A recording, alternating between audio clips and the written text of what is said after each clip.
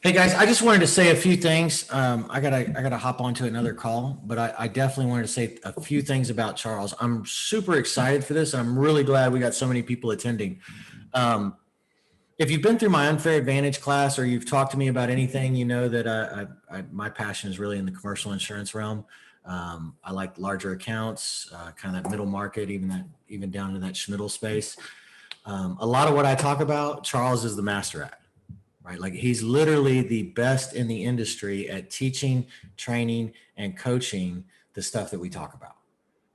Again, there's absolutely no better in the industry. I'm super excited he's here to talk to you guys. Um, so make sure you ask any questions, and this is going to be really good, and this is a great deal. For literally everybody involved. I'm excited because one of the things that, and I'm sure Charles can tell you all about it, but one of the things is the people that go through his coaching have an average increase of 70% revenue, right? 70% revenue increase by going through his coaching. That's huge. I mean, how big is your book of business today? What is 70% to you? And guess what? This is really cool. It's easy, right? I mean, all right, Charles might say it's hard. He'll tell you that all the work you got to do. There's work involved, but this is way easier than running around quoting and quote, and getting beat for $10 on an auto quote. All right. This is about substantial money, substantial wealth, growing your agency. Now, what's really cool, all you guys here are agency owners, right? And the best thing isn't even the revenue increase. The best thing is that value in your agency, right? Right now, agencies are selling it 3 times. As a business owner, you have to kind of have that in your mind, right? So let's say you follow Charles' advice and you're not even as good as what most of his people are. You only get an extra 100 grand, right? What 3 times? That's 300 grand in your retirement account for a couple BORs. I mean, this is really powerful stuff. This is the way the big guys play. I started the unfair advantage class because I was at a large agency, and I realized that the game is different. They play the game different. And I wanted to teach some of that. Charles takes that to a whole different level. So again, I'm super excited he's here. I'm really excited that he's getting to talk to you guys. Make sure you ask good questions, and I hope you enjoy. So thanks a lot for being here, Charles. I hate that I have to get off, so I'll give you a call later and catch and touch base. Not a problem, Mitchell. Thank you. Appreciate you. All right. All right, let's go ahead and get this party started. We good? All right, so welcome to the webinar. I am very grateful for the opportunity to be here to talk with you all. My name is Charles Specht. I own an organization, a consulting company called Permission Network Insurance Agency. And I've been in the business since the year 2000. And today we're going to be talking about something that is called the broker of record letter or the agent of record letter, depending upon where you're at in the country. And frankly, even before we begin, I want you to just really kind of do something from a mindset standpoint. And that is take the hat off of this is how we've always done it and just move it off to the side for a moment. You can put that hat back on when we're all done, but I want you just to kind of potentially think of a different way to actually prospect. It might even be a much better way to which to prospect. And so with that said, we're going to be diving into how to build $1 million or more book of business through signed broker of record letters. So again, my name is Charles Specht. I've been in the business since the year 2000. I started as an insurance producer with Interwest Insurance here in California. It is a larger middle market agency. And I was there for about a year or so, about a year and a half. And I guess I did okay. I did about 35 clients in the first year, mostly construction clients, about $135,000 of total revenue off those clients. But basically, it was just kind of working the small contractor at that point. It was about $4,500 of revenue per account, give or take. There were some issues with that particular agency. They eventually closed down the profit center where I was at. So ultimately decided that I had to make a switch. I went to work for a very large organization, Arthur J. Gallagher. I was with Gallagher for about 8.5 years. I was an area vice president with Arthur J. Gallagher here out of the Central California location. hopefully it was fairly successful. I built my book of business up to about $1.1 million of commission. It was predominantly in construction, although a large portion of it was also in building, maintenance, facilities, and some real estate. I was just doing the production side for about 10 years. I decided that I wanted to make a little bit of a switch, a pivot in what I do. And so I sold my book of business on a 3-year buyout, and I used the funds to open up my consulting company. What I was doing initially beginning was that I stopped selling insurance. I haven't sold insurance in the last 10 years, but I was then being hired directly by insurance buyers to help them manage the insurance program, to find the right agents, to make sure the agents were doing the right thing behind the scenes, going to the right wholesalers, going to the right programs and so forth, making sure that the proposal, or rather the submission, was the absolute best submission that you can send out to the marketplace. And then just negotiating with the agents to make sure that it was going to be the best product for the lowest premium possible. And so I've been doing that for about 10 years. And as I did it for about the first 3 years, I began to realize that a lot of the agents that were the agents of my clients, and then also the agents who were calling in to wanting to offer a quote, they really didn't know what value they provided. And so I began to realize that there's kind of a need here for some more sales training, because certainly back when I got into the business, they said, it's great to have you here, Charles. There's the telephone book, there's the phone, go sell some insurance. And that was basically what the sales training was. And so I began to make a pivot in my career about 7 years ago. So I still do working with the insurance buyers directly. But I would say about 90% of what I do is working with insurance agents around the country, helping them to build $1 million or more book of business through signed broker of record letters. Because here's the thing, the insurance buyer wants to be able to trust one agent, and they want to be able to use that agent exclusively. They don't want to get quotes. It is a huge hassle and a burden. It takes about 15 to 20 hours of their time on an annual basis to do one renewal per agent.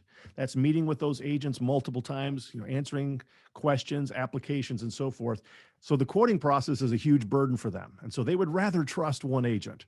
The other side of the coin is the insurance agent, and they want to be the trusted agent. And so began to realize that really what we're trying to do here is bring these two entities together through the signed broker of record letter. And so that is the focus of everything that I do. I work with insurance agents around the country. I am on retainer with a lot of different agents, both top 100 agencies and then individual agents who hire me just pay out of their own pocket. Really all things from scripting to branding to how to use LinkedIn to how to actually manage an appointment meeting with a prospect to lead that prospect down to the point of having the conversation about terminating the relationship with the incumbent agent and then hiring you as the main agent. Because here's the issue, is that if you can't get your competition fired, you will never get hired. Period.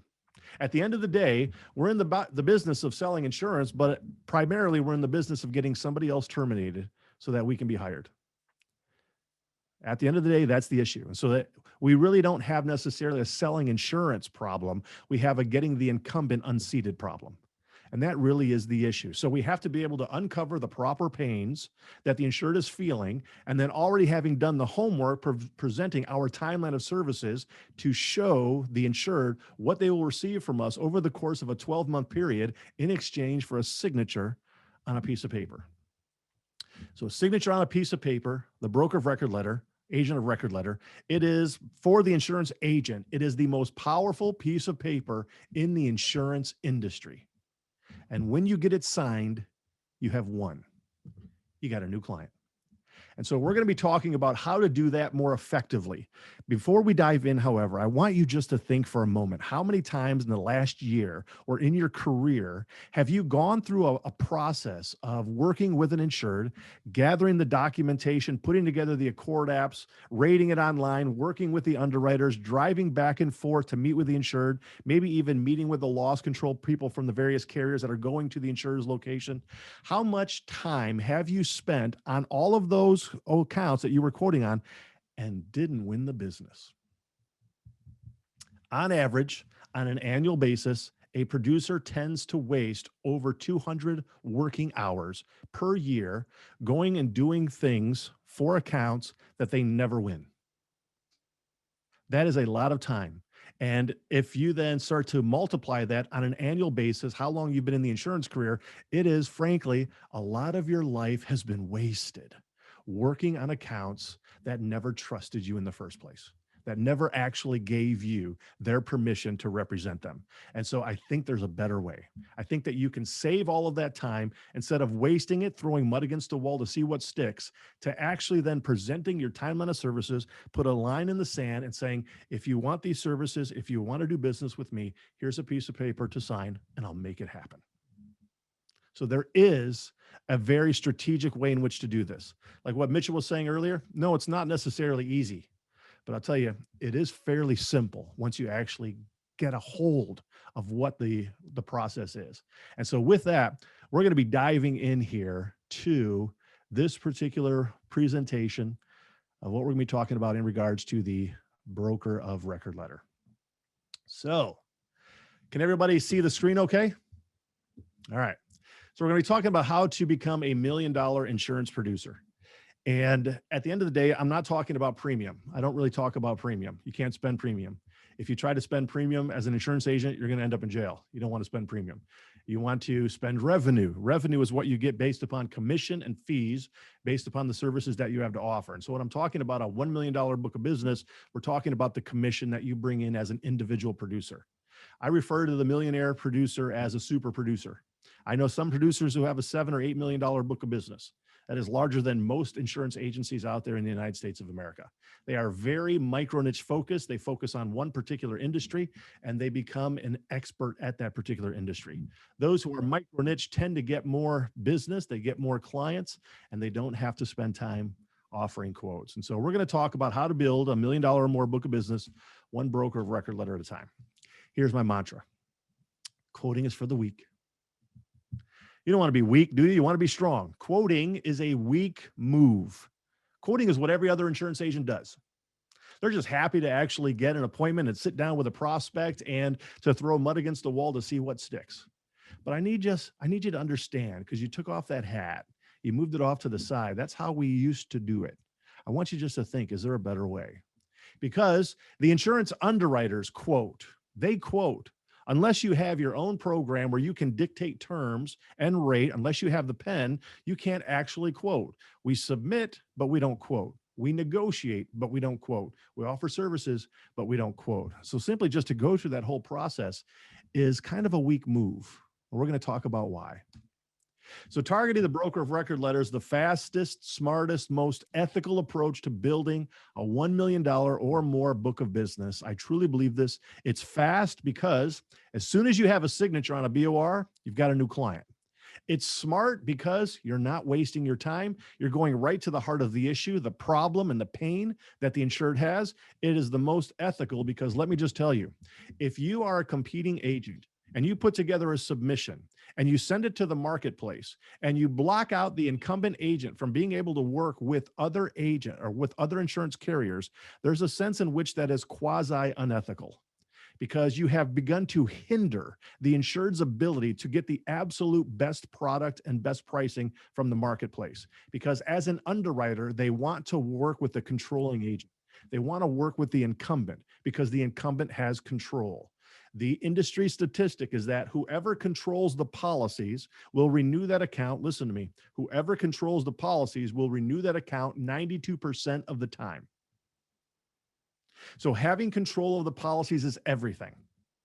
And as an underwriter, to receive a submission and to have to now reserve that submission to a competing agent who doesn't control the policies, who only has an 8% shot at winning, and now as an underwriter who has significantly less than an 8% shot because there's multiple agents now who are involved, you have really impacted that underwriter's ability to get the account. Therefore, they don't really have as much desire to quote the account because they have so many submissions coming in, they have to pick and choose wisely. Really, the most ethical thing to do is to bow out and to allow the incumbent agent to actually go get the quotes. But to put that line in the sand saying, if you want it done right, if you want me to renegotiate on your behalf, sign the piece of paper and I will make it happen. So I do believe that it is the most ethical approach. But as we start to dive into this, I want you to think about what industry you're in. What industry are you in? I hope you didn't say insurance. Well, there's enough insurance agents out there. You're not in the insurance industry. You need to be in whatever industry is your client's industry. If you are going after auto dealerships, you're in the auto dealership industry. You just happen to have an expertise in insurance and financial services. If you're going after clothing manufacturers, you are in the clothing manufacturing industry. You just happen to have an expertise in insurance and financial services. That's the difference between being a generalist and being a micro niche specialist. Frankly, it's the difference between an agent who struggles to write business and someone who actually has $1 million or more book of business. Now I want you to think about what is a win for your agency. What actually is a win for you or your agency? You probably said something like getting a new client. Absolutely. That's a win, right? And if I can add even one more thing, retaining a client is a win for your agency. So getting a new client and retaining clients, that is basically what a win is. Now, what's a win for your competition? Obviously, taking one of your clients, right? Probably getting a new client for them. That's a win. And they're trying to get your clients. That's what they're trying to do. They're trying to become chosen. They're trying to actually win new clients. And so we have to realize that we are competing against somebody who is trying to unseat us to take our place. Now, one of the most important pieces of paper, as I mentioned, is a blank broker of record letter or agent of record letter. And when it gets signed, everything changes. But the question I have is, with regards to a broker of record letter, do you carry them with you at all times? In other words, do you have one right now with you wherever you're at? When you go and meet with a prospect, do you carry blank broker of record letters with you? If you don't, it would be like showing up to a duel and not having a pistol. You're going to lose, and you're going to lose bad. Because really the focus of meeting with an insured, meeting with a prospect, is to get that prospect to become a client. And with one signature, you can make that happen. See, the thing is that most agents, when they go into a meeting with a prospect, they don't really have any kind of a plan. They don't have questions scripted out about what they're going to ask, how they're going to uncover pain. They're just happy to potentially copy some deck pages and then maybe, get some loss runs eventually and try and put this together before it ends up renewing with somebody else. That's not necessarily a very strategic process. The strategic process is to have BORs with you so that you can get them signed. So hopefully you said yes. So here's what insurance agents want. You're like everybody else, and you want a lot of the same things that everybody else wants. You want more clients. You want to make more money. You want more commission. You want to be chosen and selected by your prospects. You want to not have to worry about losing your clients to the competition. And you want peer recognition at an agency level. You want those people who are at your agency or even a part of OAA to also know that you're not someone who, you are someone who should be taken seriously, that you work hard. And so we want all of those things.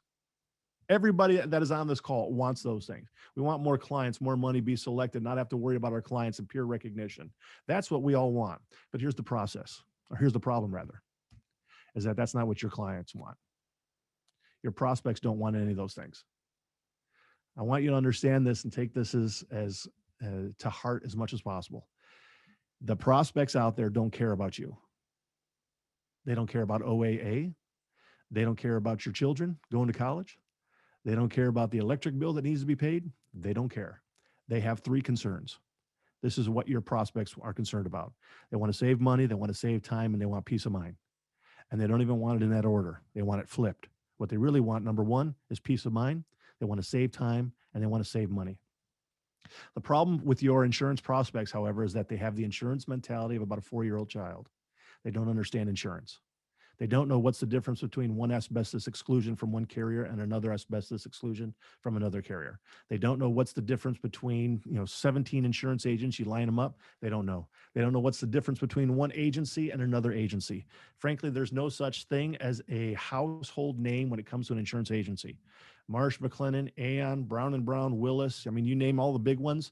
If you ask the average insured, have you ever heard of them? They would say, no, never heard of them.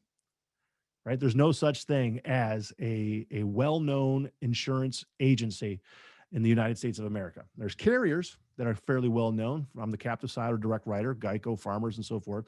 But from an agency standpoint, really not. So here's the thing. Your prospect wants peace of mind. They don't want quotes. Your prospect wants peace of mind. They want to save time, and they do want to save money. They'll usually tell you that, well, I want to save some money. I don't want to pay more. I want to save less. I want to pay less. And that's because that's all they understand about insurance for the most part, is how much they're writing checks for.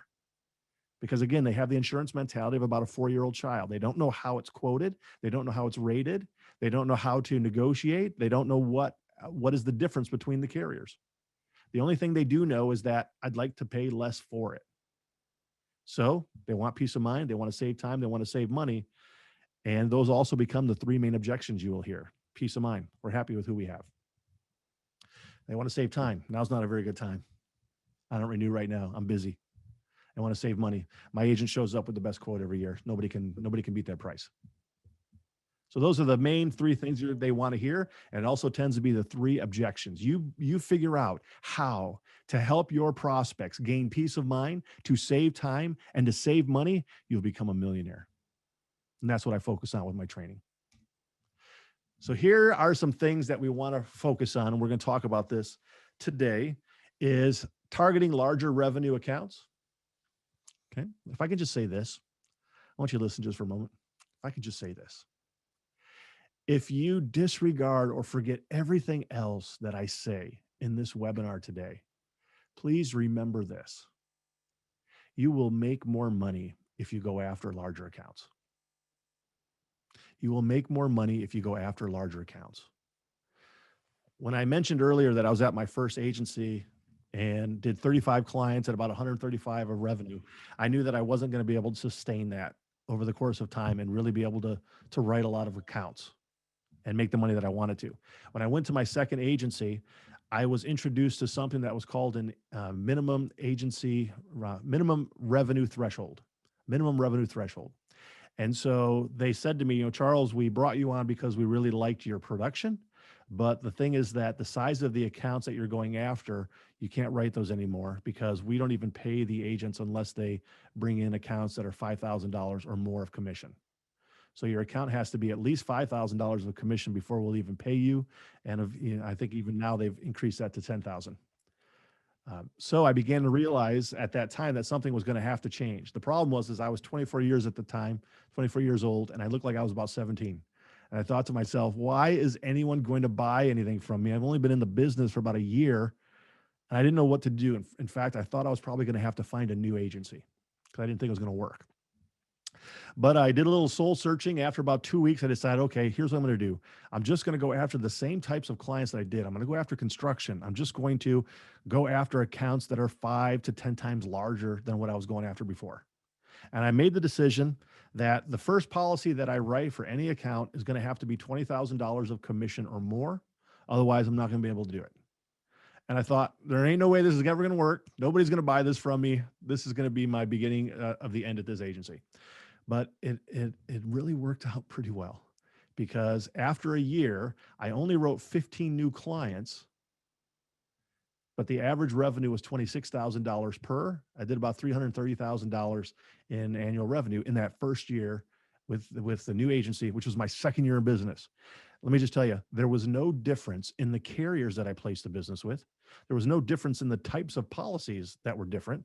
The only difference, frankly, is that if it was, for example, $1,000 of annual gross sales, it went up to $16,000 of annual gross sales for the account. If they had 3 vehicles, it was now 35 vehicles. I mean, that was the basic difference, just the size. And here's where it was at. It was all up in here, my head. I didn't think I could do it, but you can. There's actually less competition for the larger accounts. And frankly, even some of the suspicions that you have that, I couldn't do that. All that is mindset.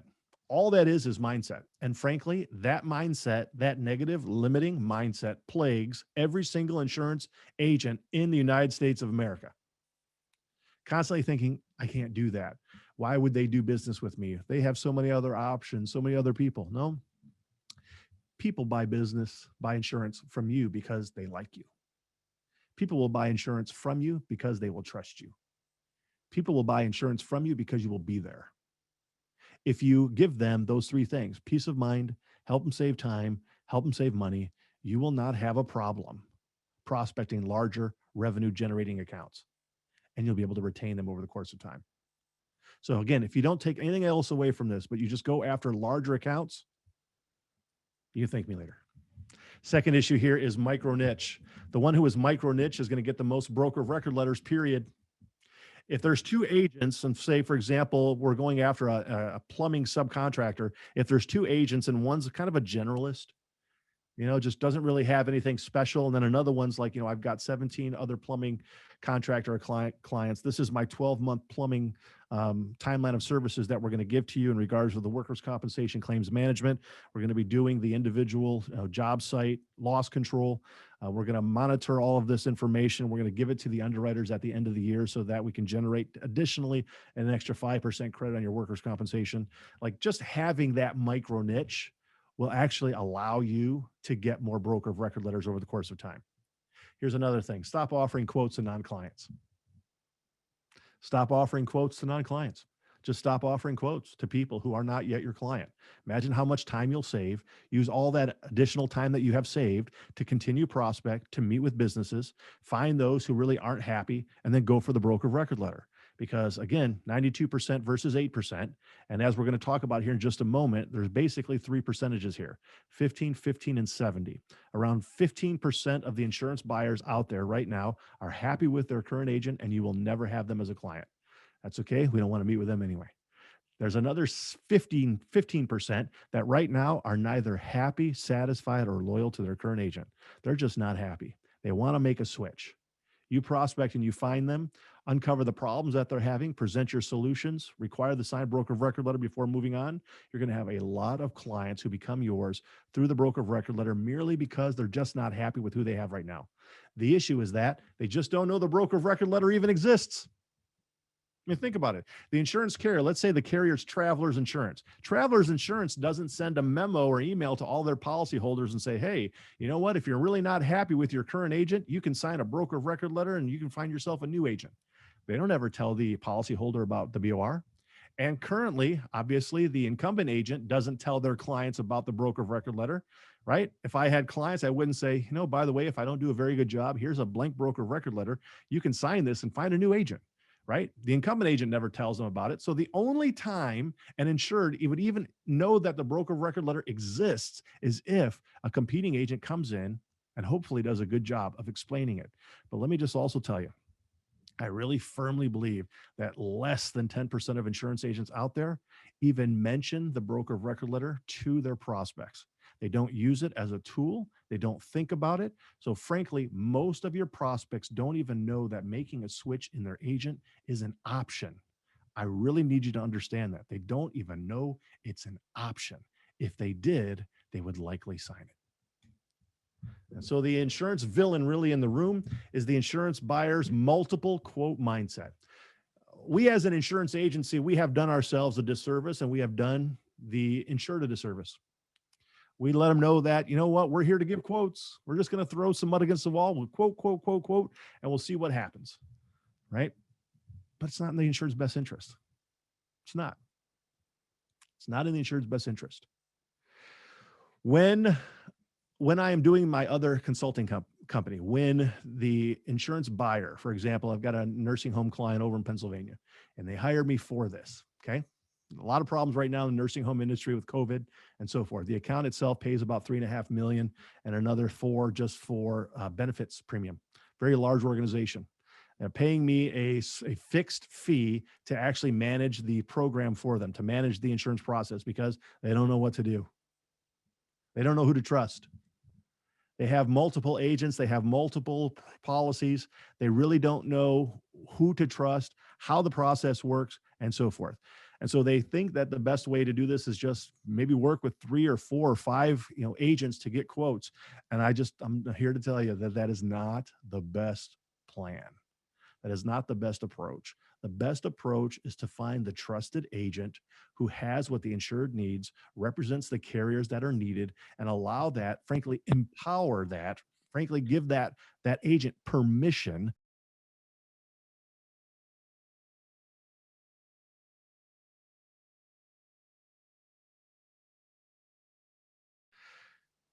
I don't know if you guys have ever heard of a guy named Seth Godin. He wrote a book called Tribes. This particular quote changed my life. This is the quote that while I was thinking about selling my my book of business and become the consultant, this is the one that made it happen. So in his book, Tribes, page 35, it says organizations that destroy the status quo win. Individuals who push their organizations, who inspire other individuals to change the rules, thrive. Again, we're back to leadership, which can come from anyone, anywhere in the organization. The status quo could be the time that everyone knows it takes you to ship an order, or the commission rate that everyone knows an agent ought to be paid. The status quo might be the way everyone expects a product to be packaged, or the pricing model that everyone accepts because it has been around so long. Whatever the status quo is, changing it gives you the opportunity to be remarkable. And I want you to understand that targeting the broker of record letter gives you the opportunity to be remarkable. It changes the status quo. The insured assumes because you are an agent that you're just going to give them quotes. But saying, no, I don't offer quotes. I know how to do quotes. We will give you quotes once you're our client, but we don't just go through the quoting process because we don't feel that it's in your best interest. In fact, it would be quasi unethical of me to muddy up the program for you by trying to block other carriers. Instead, the best thing for you to do would be to pick an agent, even if it's not me, because that's how you're going to get the best result. If you did nothing else other than that, you will be remembered by that insured forever. I will give you the opportunity to be remarkable. So the broker of record letter is the trophy. You get a signed BOR, hang it up on your wall. I tell all of my clients, put it in a trophy, stick it up on your wall. I want all of those signed BORs right next to your door. So every time you begin to walk out, you look at them. Constant reminder of victory. Every time you have a signed broker of record letter in hand, you just won. You just won. You won a new client. So going after the BOR is instantaneous gratification. And frankly, for those of you who might do any kind of health insurance, the beautiful thing for them is that they even pay you commission the very next month. It's a beautiful thing. Beautiful thing. So I have no idea why insurance agents don't get more strategic about the broker of record letter, because it's one of the best things to go after. But here's kind of the beginning of why I know that some agents aren't successful as what they ought to be, is because they're not very organized. So I don't know what you guys do. For example, prospecting, 8 a.m. to 5 p.m. Today is Tuesday. What did you do for prospecting? Did you have it planned out? What does your week look like? Are you productive or merely responsive? Are you a slave to your schedule, or do you make your schedule your slave? Are you in control? In other words, is where I'm going with this. Most insurance agents don't have a process for prospecting. They don't have anything figured out. They don't know what is their number one way to prospect, their number two way, and the number three way. They don't have a follow-up program, because the fortune's in the follow-up. You might not get the broker of record letter on the first meeting, but you might get it on the second meeting. It's ahead of a really good structure on what your prospecting is going to look like. In other words, for example, I'm looking on the sheet here, on Monday at 11 a.m., cold calls, no less than 25. There needs to be no less than 25 cold calls made within that time block. You follow this until the point is that each and every day you'll know that you did what needed to be done in order to actually make more money. Your prospecting is the thing that puts money in your pocket. These are your golden hours. You got to take it seriously. And so every single one of my coaching clients that I work with, whether in my group program, which we'll talk about, or my one-on-one program, is that we're going to get serious about our schedule. We're going to get focused on where we prospect, because the prospecting is what puts the money in your pocket. Most insurance agents don't have a plan. Enough is enough. We're going to have a plan. I just want to piggyback that quote. I don't know if you even realized you said it, but I wrote that down. The fortune is in the follow-up. Fortune is in the follow-up. Absolutely. Yep. And so here's another kind of interesting quote. The successful leader must plan the work and work the plan. That's what we want to do. A leader who moves by guesswork without practical, definite plans is comparable to a ship without a rudder. Sooner or later, it will land on the rocks. Got to have a plan. And so now we're going to dive into what you need to do in order to begin building a $1 million or more book of business through signed broker of record letters. On your mark, get set, go. Riches are in the micro niches. period. You may pronounce it niche. Stop that, because it doesn't rhyme with rich. Niche rhymes with rich. So that's what we need to use. The riches are in the micro niches. Doesn't make any sense to say the riches are in the micro niches. We're not going with that.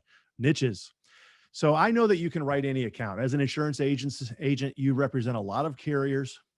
You can write a lot of different things, but I want you to be more of a vendor of insurance products. I mean, think about it from this perspective. How many clients can you actually handle as an insurance agent?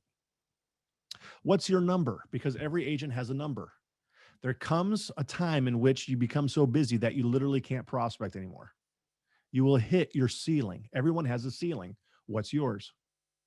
The problem for my first year is that I knew that I wouldn't be able to sustain that level of doing 35 clients every year, because I was going to hit my ceiling really quick and I just wasn't going to make the money that I wanted to make. And so being a micro niched expert allows you to get to your number quicker. It allows you to get more signed broker of record letters and larger accounts. It is a much better way in which to scale. And so to be more than a vendor of insurance products, frankly, is what a professional insurance agent is. The jack of all trades no longer really is relevant in today's day and age. People want to do business with those that they know, like, and trust, who are like them, their industry. And as a micro niche producer, we're going to create solutions for their problems. So I want you to think about this: a micro niched agent. What if you were the go-to agent in a particular industry and that everybody in that industry knew your name? What if you were the go-to insurance agent for group homes and you got lots of referrals because everybody knows that you're the go-to agent for group homes? It's just a lot easier to get business that way when you are micro-niched rather than trying to be a specialist. And if you think about it even this way, insurance carriers are micro-niched. There's no such thing as a carrier that writes everything. In fact, there's more things that insurance carriers won't write than what they will write. They themselves are micro-niched. They have a very set appetite on what they're looking for. And when it doesn't fit the box, they don't write it. They're micro-niched. They're focused on what they want to write and nothing else. And it works for them. It needs to work for us too. I want you to think 12 times bigger.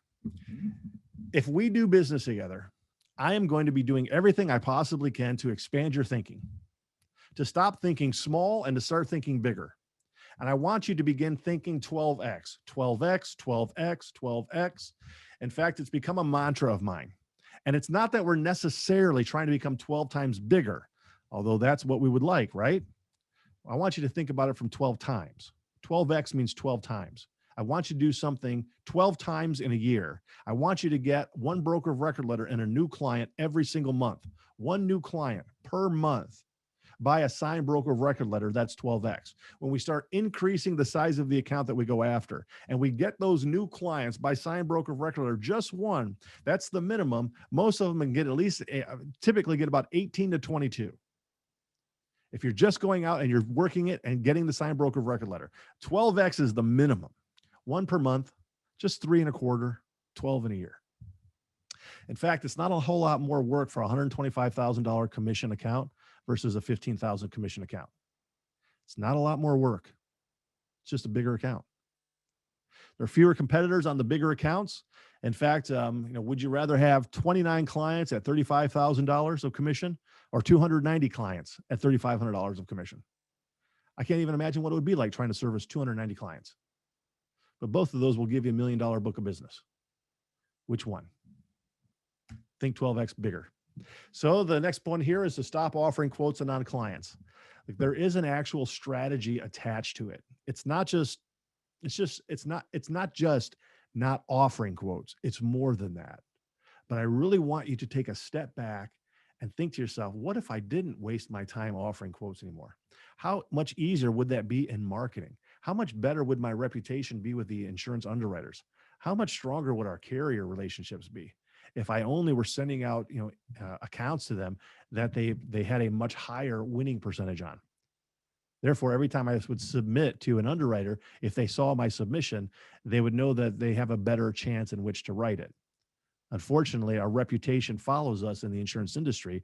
If we constantly are putting together submissions and just throwing it out to the marketplace to see what sticks, you as an insurance agent, you gain a reputation for that. and so does the agency.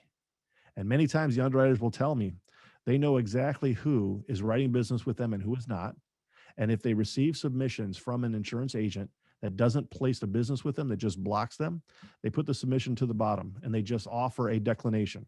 Can't be competitive. What it means is that I don't trust you.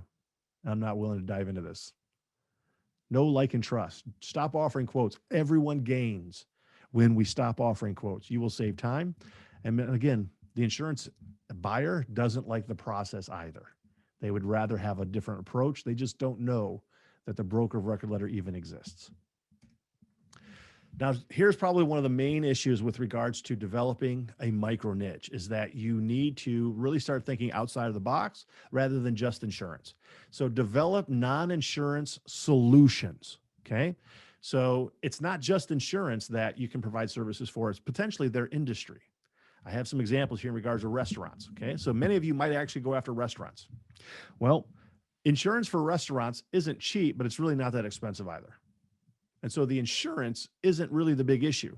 The biggest problem that the restaurants have is that they don't know what to do about negative Yelp reviews. They don't know how to handle social media, and they don't know what to do about their website design. Here's an interesting statistic for the restaurant industry, is that 85% of the time, when somebody is thinking about going to a restaurant, they will check out the website first of that restaurant. If they don't like what they see on the menu, they don't go. It's amazing how much lost revenue a restaurant has, fewer clients because they just don't have a very good website. What if you developed a program, whether it's internally in your agency or you just bring in an outside consultant who helps them put together a website that actually converts people to become loyal customers? Most restaurant owners, they know how to cook their menu, but they don't know how to use Facebook or Instagram. Maybe you could create a social media campaign for restaurants to help them create a larger fan base, which will then increase their foot traffic into the restaurant by an additional 17% per quarter. That would help them a lot. Let me give you a different example. So far, of my clients, one of my clients has received the largest broker of record letter that I know of my clients.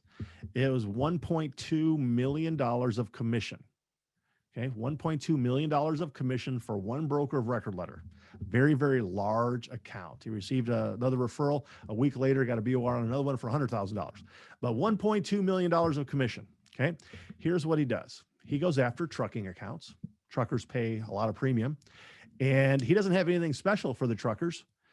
He's just kind of an average insurance agent without a whole lot of extra markets. But what he decided is that I'm going to ask these truckers what their biggest issue is. He began to realize that the biggest problem that the truckers have is finding new drivers. They can't scale their business if they can't find new drivers. And their drivers are always being plucked by the competition. And so keeping drivers and finding drivers is the biggest problem they have. So he put together a Google ad campaign, contacted a local company that does Google ads and asked them how much would it be to do this Google ads campaign. He got the pricing, and whenever he gets a new client, he puts together the Google ads campaign, pays for it even himself because he's going off very larger accounts, pays for it himself. It's really not that expensive, but he pays for it himself. It goes onto the insured's website so they can actually track how many they're getting, and they're averaging about 22 additional drivers per year based upon the Google ads. And so it becomes even part of his script. Not only do we have something that can help you lower your total cost of risk and decrease your insurance premiums annually, but we have an exclusive program to help you find new drivers and retain those new drivers up to an additional 22 drivers per year. Let's meet on Tuesday at 9 a.m. to talk not only about your insurance, but how we can help you with finding new drivers. Gets a lot of clients from it because he's micro-niched. He's more than just an insurance agent. By the way, if you lower your insurance buyers, your clients' insurance premiums by 10%, that's just one line item on their entire expense column. Just 10% on this one on entire expenses. Nobody ever helps their clients generate revenue. You're a salesperson. You should be able to help them develop a sales training program. Maybe you could help the auto dealerships sell more vehicles. Maybe if you're going after furniture stores, you can help them sell more bedroom sets, right? How much more additional revenue if you can help their people sell more couches on a monthly basis? How many more additional couches could they sell if they had some kind of training, that maybe you could offer once per month on the art of persuasion? There's so many different things that you could do, help them actually generate revenue. This is part of the micro niche specialization. So demand the signed broker of record letter rather than just go through the quoting process. Either broker of record letter, the current policy, or certainly the markets that you want, that you know you need in order to be competitive. You need to know what percentage of savings you have to have in order to win. And does the incumbent get a last look? If not, walk away. Let me just say this one more time. Sometimes you can't get the broker of record letter. Sometimes they're just not going to give it. Maybe the agent hasn't done a great job, but at the same time, maybe they're just not going to give it to you. Or maybe the insurance carrier doesn't accept it. Maybe they don't accept midterm BORs. Well, there's nothing wrong with quoting, but there's something wrong with blind quoting. What we want to do is we want to get market access to the carriers we want that we know we need to have in order to be competitive. BOR those markets. We need to also find out from the insured, what do we need to accomplish in order to be guaranteed the business? In other words, how much do I have to save? Is it 4%? If I'm 4% less expensive, will you give me the business? If I'm 4% less expensive, will you terminate the relationship with the agent you're doing business with and do business with me? We have to come up with that number. If they just say, I want to save some money, that's not enough. It's too subjective. We got to be more clear. How much? Is it 7%? Whatever that number is, you got to come to an agreement. You got to realize whether or not, or decide whether or not you can achieve it. And then also, if the incumbent agent gets a last look, we're dead in the water. And so we need to make sure that the insured isn't going to give the incumbent agent a last look. So it might be something like this, I appreciate the opportunity to work with you and giving me the markets that I want. And then also that, I have to achieve a 7%, savings in order for you to make that switch to me. So I appreciate you being open and honest about that.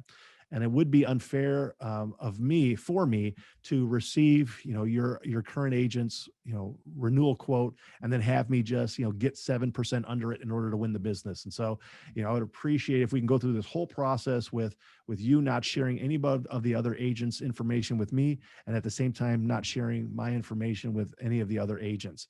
If we can agree to all sharpen our pencils and come to the table with our best quotes in hand, I think this would work out, and I'd like to go forward. Can we agree on that? Have to ask for what you want.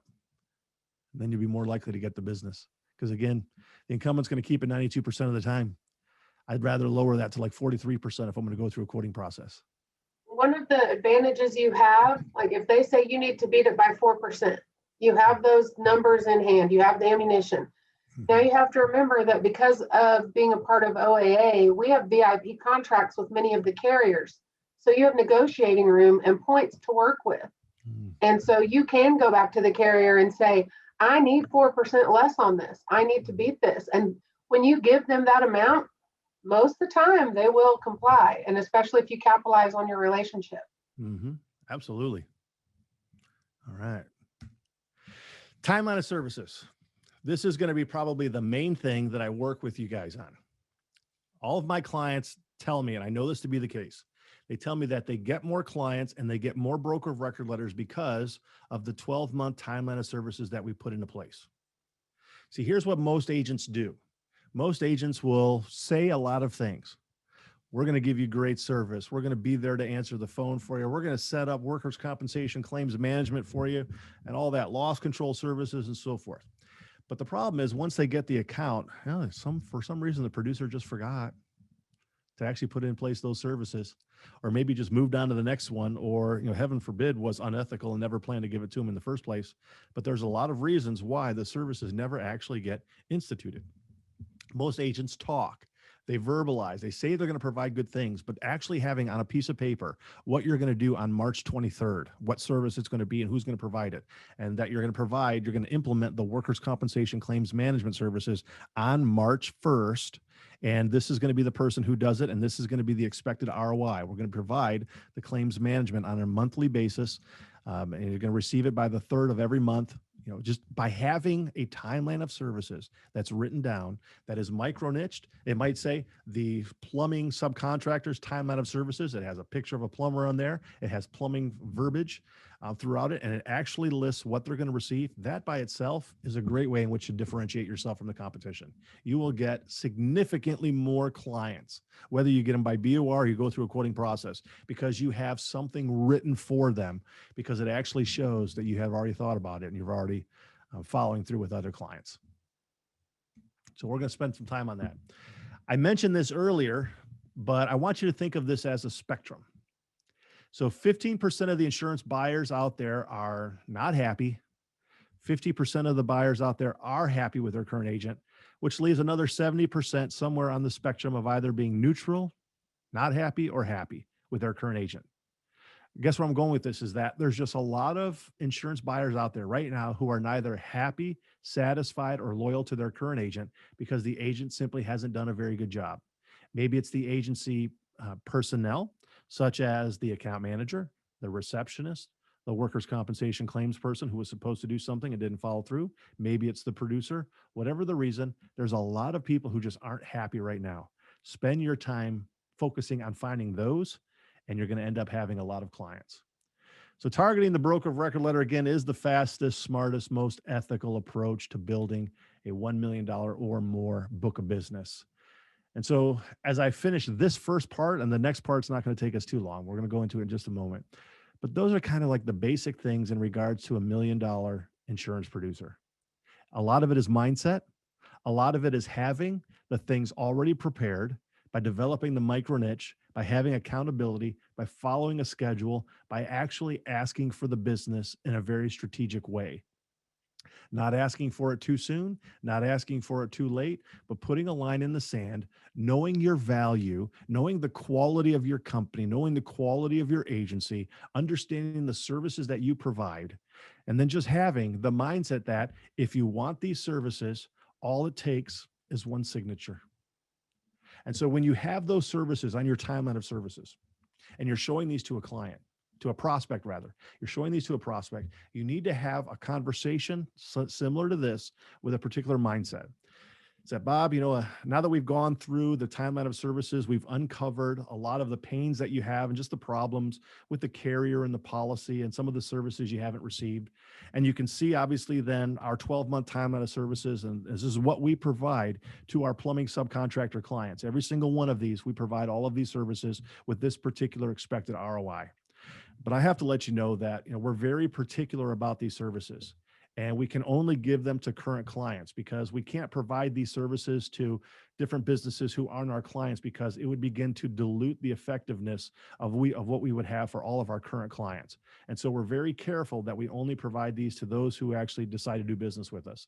And so if you want these services, we can provide them effective immediately, but we would have to become your broker on your policies right now. And we can do that with one signature on a piece of paper.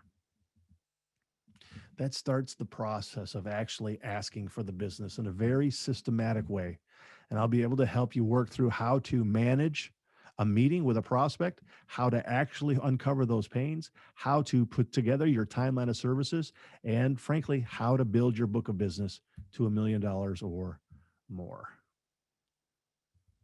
So with that said, trying to figure out how to stop my screen. Here we go. All right. Can everybody see this as well? Thumbs up. All right. So I put together a few different training options for those of you who would like to figure out how this works and want to actually begin building a broker of record letter process so that you can build your $1 million book of business. And I put together 3 different options for you based upon, frankly, the amount of time that you have to put into it, as well as the amount that you have for investment. And so I already have these things put in place. I have really given you guys a very sizable discount across the board on what I'm offering to you. And so the first option here would really be a sales training library. So I currently have in option 1 here, a 24/7 on-demand library of about 120 different sales training videos that teach everything from start to finish, how to pick the right micro niche, how to figure out what your scripting is going to be, how to figure out what your messaging is going to be, how to manage that meeting with your prospect, how to ask for the business, how to put together a submission, how to renegotiate with the underwriter of choice, lots of different things in which to help you actually gain new clients via a broker of record letter. And so with this particular program, it would be available to all the individual producers and employees at your agency. My signature course is Millionaire Producer School. It is a 7-module course. I sell the course by itself right now for about $497 to one person at a time. I'm going to give it to your entire agency for this particular amount, but it teaches the broker of record letter process in 7 actual modules of how to build your book of business by signing broker of record letters. I also am going to give you guys access to some exclusive LinkedIn training that I have. I get about 85% of my clients through LinkedIn. I work with lots of different insurance agents on how to set up their LinkedIn, their profile, how to prospect, how to get involved in the right groups. Frankly, you can make a lot of money by doing and using LinkedIn in the right way. It is a business platform, and if you do it right, you're going to make a lot of money. The particular investment for your agency, for one agency, is $997 annually for the access to everything that you see there in option number 1. So that is the broker of record letter sales training library. So for $997, you'd be having access to that for all of your agents 24/7 on demand.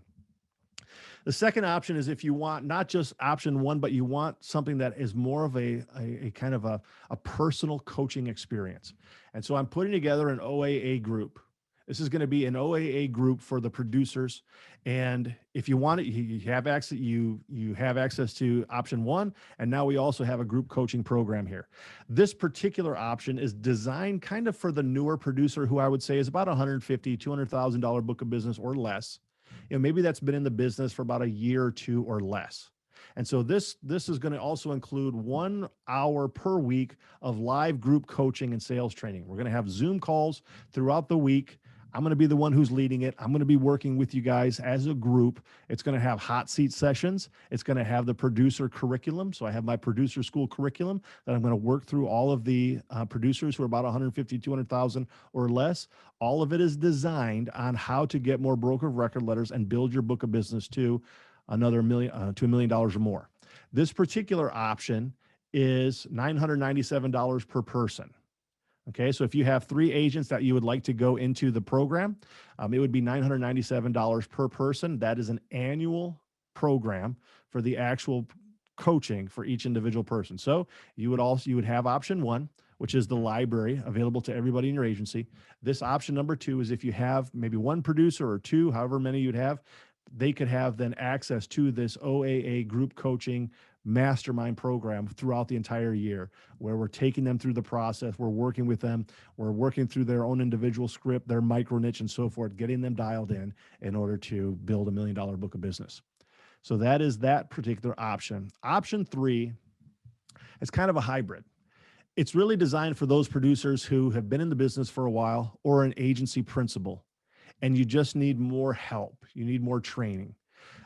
This really is, it's not so much the basics, although we have some talk about basics.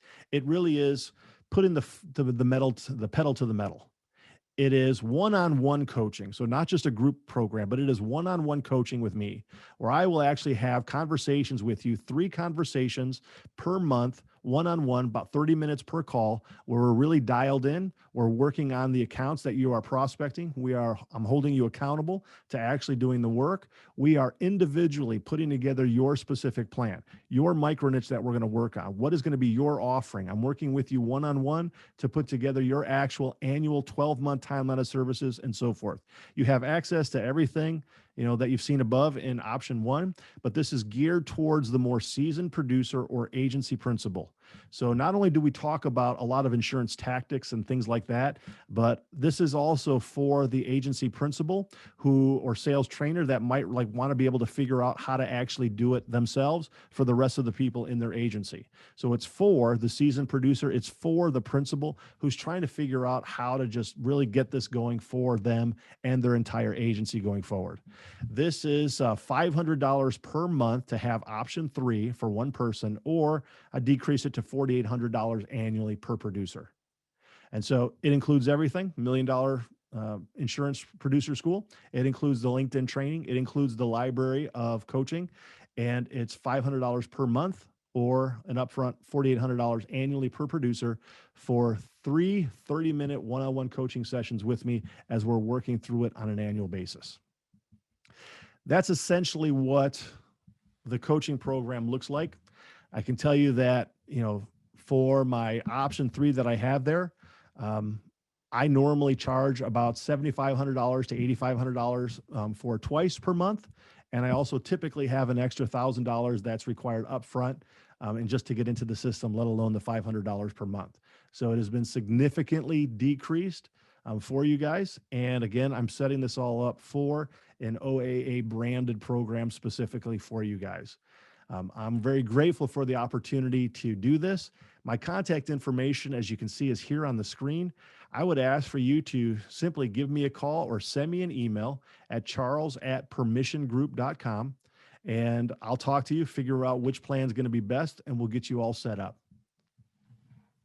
And I'd like to add that anyone who decides to take advantage of this, work with us and your growth coach, because if you participate in his program and write $1 million in premium in a year, then OAA will reimburse your program costs, because we do see the value in this program and see that you will grow.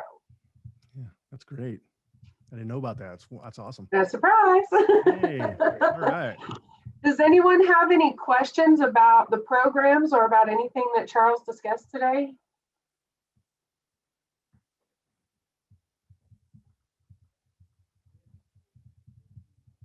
And remember, everyone's muted, so if you have a question, you have to unmute yourself. I'm excited about exploring the options and see which ones would actually work for me and my agency, but I'm really excited about it. I know I've talked with Mitch about it before, but I do believe it is something that I need to implement and allow my staff to and producers to do more of the personal lines. And then I, transition more to the commercial side, because that's where I prefer to be. So yeah. I'm looking forward to making that money. Awesome. Yeah. Feel free, reach out to me. We'll make it happen. I'll be happy to work with you and your producers. I'd say another big takeaway today, Charles, was when you said, what industry are you in? Because I even said insurance. So, and I've been doing commercial lines for 20 years. So that was a huge light bulb and a big takeaway that your industry is actually your client's industry. Yeah. It's just a mindset shift, isn't it? Because they already have an insurance agent. They don't need another insurance agent. What they need now is an expert who understands their industry. And when you become that expert who understands their industry, you're basically writing yourself a blank check. We do have a question. One of the agents would like to know if you can look at the demand, the BOR slide again, and kind of talk about that just a little bit further. What was that one again? The demand, the BOR slide. So back in the actual slide. Yeah. Can you hear me? Yes. Okay. You talked about like demanding the BOR and how sometimes the carriers would reject it in the middle of, and I was trying to write my notes and didn't catch the whole concept. Got it. Yeah. So here's what it is. So we want the broker of record letter. That's the goal, right? But there's going to be times when you can't get it. For example, the carrier won't accept it, or they'll only accept it 30 days before, whatever it is. Yes. So if you're going to go through a quoting process, there's no problem with that. You just want a few different things. The first thing is that you want the insured to give you access to the carriers that you want, that you know you need in order to be competitive, right? If the insured's not going to give you access to the carriers you want that you need in order to be competitive, I would say walk away. You're going to waste time on that. You're not going to get it. So how am I going to get that access? So when you're talking to the insurer, you can say, you know what? And by the way, this would be also on your 12-month timeline of services. It would be the list of the carriers that you know are writing that business. So I might have, 17 insurance carriers that are writing the business for plumbing subcontractors in California. And I might even have them listed down, in the order of preference. We'll be able to work through this when we do the timeline of services and we develop your micro niche, but it already has it there, which, really establishes the fact that you know what you're talking about.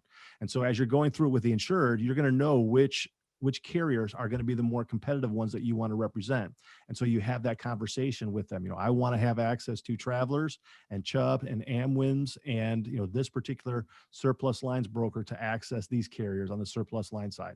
If I can have access to those, I'd be willing to go through the quoting process. And so it's just going to have a conversation with the insured.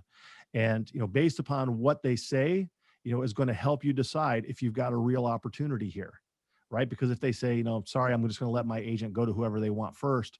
Well, I'm probably just going to not quote. I'm not going to burn my bridge, but I'm going to say, it sounds like it would be best for me maybe not to go forward because I don't really have an opportunity here. But if I can represent, some of the carriers that I want, not only I think would I potentially go through the process, but it's also then going to help your agent to realize there's competition and he or she's going to sharpen their pencil. Okay. So the first thing is that we need to make sure the insured is going to give you access to the carriers you want, that you need in order to be competitive. The second thing is that we need to have a firm number from the insured that they say, this is the number you have to be less expensive in order for me to stop doing business with my current agent and start doing business with you. Right? Because sometimes they'll say, well, I just want to save money. Well, there's been plenty of times, where I or my clients have been 30% less expensive and don't get the business, or 40. I was working with a client who thought this was an easy one. She was like 53% less expensive on a construction account, about $250,000 premium, and the contractor still didn't give it to her because it wasn't pricing, it was peace of mind. He was just happy with his agent. He was just going through the process, right? So we need to come up with a firm number, get that buy-in from the insured. And we're going to remind the insured of it, because when we go back to our office, we're going to send a follow-up email reminding them about what we talked about, what carriers we got, the number and so forth. And I'm even going to have that in my presentation when I meet with them beforehand, so that they can be reminded about what we talked about. I'm trying to keep them, it's kind of a sort of a moral written contract, if you will, or verbal contract.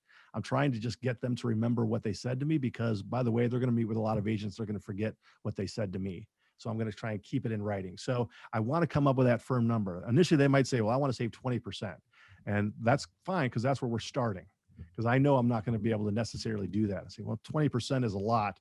You're paying $100,000. That's $20,000 of savings. It's, that's a lot. So, how about, maybe something closer to like 5%? I mean, $5,000 is a significant amount, in this marketplace where everybody's, paying a lot more. I think $5,000. So I'm starting the negotiation back and forth, trying to get to a point that we can agree on. And I would say usually around like 5 to 7% is a number that you guys can agree on. And so if you come up with that number that you feel comfortable with, then I'd say go forward. But if they're stuck on 20% and you just feel there's no way I'm going to be able to do it, I would say walk away. It's not your year, right? The third thing then is to make sure the incumbent agent doesn't get a last look. In other words, let's say they agreed to 5%.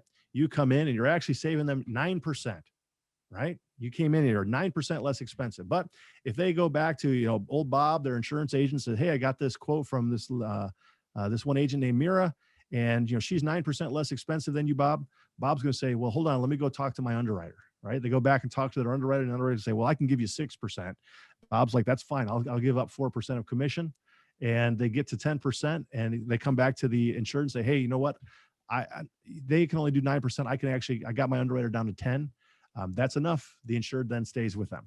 And so we have to make sure that the insured doesn't give the incumbent agent a last look, and kind of couch it by saying, it would be probably not in your best interest, and certainly in the other agents, if you gave me their quotes and let me just kind of come in the same way I would ask that you wouldn't take my quote and give it to your current agent or any other agents. Allow each and every one of us to work hard, come in with our best numbers, and then we see who actually wins. So is this like a form also that they agree to, or this is just a verbal agreement between us? It can be both. Yeah, it can be both. Because how am I going to block the access to the carriers? Well, what I would suggest you do then is when you have your blank broker of record letters with you, you have them sign that broker of record letter, which is then for those particular carriers that you're outlining and highlighting there. Okay. And then when you go back to your office, you're going to send a thank you email to them. Thanking them for the opportunity to go forward, reminding them which carriers they have given you the ability to work with. You're going to highlight each of those. You're going to then say, based on our conversation, you agreed that if I'm 5% less expensive, that you would, stop doing business with the other agent and do business with me. I'm grateful for that. And that, we've agreed no agent's going to get a last look. Every person comes in with their best numbers up front. And based upon that, you're going to make your decision of who to go with based upon those things. And so based upon these three factors, I'm willing to move forward with you on the quote. I'm looking forward to doing that. And I might kind of remind them over the course of the quoting process, like I'm working really hard with your agent, with these underwriters. I think I'm going to be able to come in with that, 5% or more savings. So I'm looking forward to doing business with you. And then again, when I have my presentation, my proposal ready, the first page on there is not going to be my name and my email address and my team. It's going to be the three things that we talked about. to say you gave me access to these 7 carriers, and so I have either all those quotes or declinations. We talked about the 5% less expensive that I would need in order to be awarded the business, and I think that I have accomplished that. And then you've agreed that you're not going to give me any other agents' quotes. I appreciate that, and I would please ask that you would just not then give this quote to your current agent or any other agents, so that everybody is on an ethical plane and we're all kind of working to win your business. Thank you. Yeah, I mean, it doesn't guarantee anything, but it sure does kind of twist their arm to be ethical. And again, they sometimes will forget what they told you.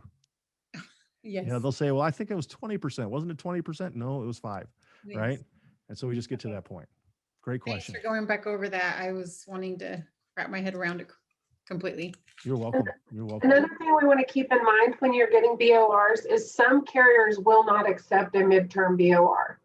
So we need to be sure that we know our insureds or our possible clients' expiration date and what carrier it is, so that you know their program, so you can get it in there. You know, because even if they sign it, if you submit it and the carrier says we don't accept midterm, then you didn't get it yet, and you'll have to go through the process again. But Charles, we had a couple of other questions come up. How do you determine the niche you want? Niche. I'm going to say Yes. niche from now on because it rhymes with rich. The niche that you want to target or specialize in. Yeah. So the riches are in the micro niches is actually module 2 of that digital course, Millionaire Insurance Producer. I probably go in depth in that topic more than anything else with any one of my clients. In fact, most of my clients come to me because they're trying to figure that out. So we will spend a lot of time on that. It's going to be based upon, 1, the carriers you have access to, what type of business you want to go after based upon the size of the premiums and how much commission you can make on them, what your geographic territory is that you're willing to prospect in. So if you're only going to be prospecting in your town, you're going to be kind of limited to the number of prospects you have. But if you're going statewide, that then kind of opens it up. If you're going to try and take it national, okay, you know, the tighter the micro niche, the better. So we're focusing on a lot of those things. You know, are there any other carriers out there that you're competing against that are really competitive that you don't have access to? That could be a red flag. You know, are there any direct writers out there who are overly competitive? That could be a red flag. You know, so there's a number of different questions that we ask. And I actually have the kind of the homework where we go through all of it to determine the absolute best micro niche. But and let me just say that I normally have producers choose two micro niches that are completely different from one another, because therefore, if one goes south, like, you still have the other one. But at the same time, really what the main part about it is sometimes you get into it and you're like, yeah, I'm not really not getting maybe the results that I wanted. So then we have the other micro niche in which we can go all in on. I always kind of remind insurance producers, you can pivot at any time. You can get into it 2 weeks from now and say, you know what, this isn't the micro niche that I wanted. I think this would be better off for me. So we go after that. And I would tell you that really kind of the main issue is you have to figure out your geographic territory. Then figure out the size of the account that you want, you know, for a revenue standpoint. You then kind of have to back into it. How many of those accounts in that SIC code are of that size in your geographic territory? If you don't have enough, you either need to create that secondary niche or kind of either open up your geographic territory or even lower, if you will, the size of the account. But normally just filling in a second micro niche is probably going to get you to the point where you have enough prospects to work on an annual basis. It's not too difficult, but at the same time, there is a process in which you do it, and it's going to end up achieving the results that you want. We also had a request for how to get a copy of your book. MillionaireInsuranceProducer.com. You go to MillionaireInsuranceProducer.com, and you'll be able to fill in your email, and it should automatically email the ebook to you.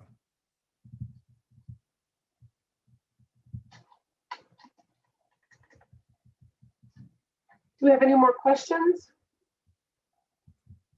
I have a question, Charles. This is a little bit different than talking about BORs, but you know, kind of how I see that you've developed your program or your business is you give away free stuff. That's good information to have, right? You got to have that free no-brainer, you know, to bring people in and let them know that you are you're knowledgeable about, you know, what you're talking about, and to pull them in further to go through their program, all that. is there in the insurance industry as an independent agent, what are your thoughts on the free no-brainer type item or benefit that you could provide your clients? Yeah, 100%. It would be the best thing in your career that you could do. Again, people do business with those they know, like, and trust, right? We've heard that. One of the greatest ways to build that trust with your prospects is to give them information that is so helpful to them. It's so transparent, and they don't even require them to do business with you. So one of the easiest things that you could do, and it goes against the grain of what we think, but it's the best way to develop that relationship, is put together a PDF, and it might just be like top 9 things to do to choose the best insurance agent, parenthesis, even if it's not me. And then just send that out, and have the best 9 things they could be looking for, or what they need their insurance agent to do to ensure the best pricing. It's probably going to go a long way to developing that actual trust and that relationship. And I would tell you that, frankly, on LinkedIn, I give away tons of free information. I give it away in my book. I give it away, and what it does is it just develops to trust. Frankly, we wouldn't be here talking today in this webinar if I didn't decide that that was going to be my model going forward. That's good. Thank you. You're welcome.